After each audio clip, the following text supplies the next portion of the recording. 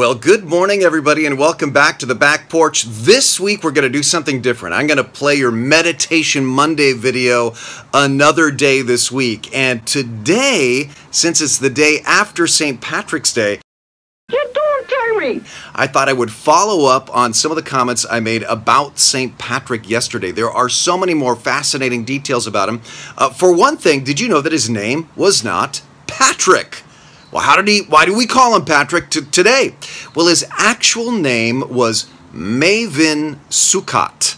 Maven Sukkot. I'm going to put it at the bottom of your screen so you know how to spell that.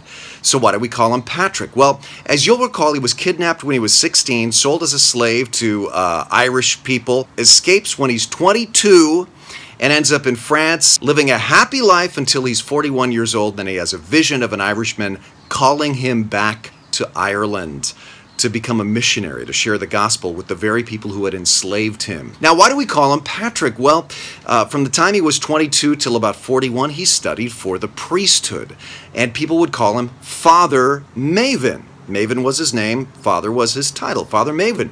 Well, in Latin, that's Patricius Maven. Patricius means father in Latin. Eventually, they just called him Patricius.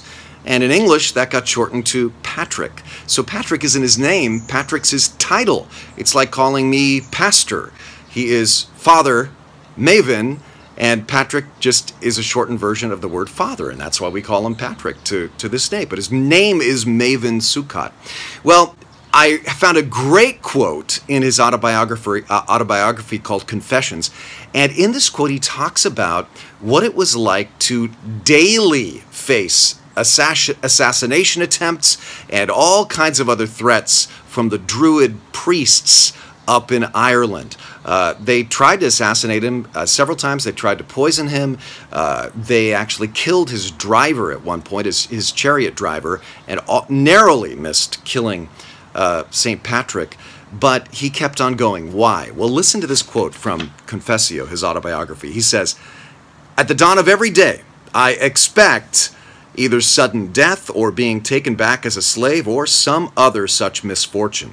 I expect these, but I fear none of these, since I look to the promise of heaven and have flung myself into the hands of the all-powerful God who rules as Lord everywhere."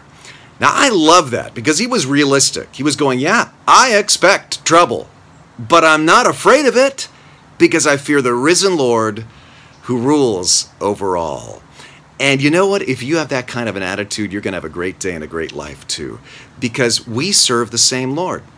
When you share your faith, probably nobody's going to try to poison you, but they might make fun of you. And life in general has ups and downs. You can expect not everything's going to go smoothly. You can expect trials and temptations, but you don't have to fear them because Jesus is your Lord, just as he was Maven, St. Patrick's Lord. Well, God bless you with that in mind. I know you're going to have a great day.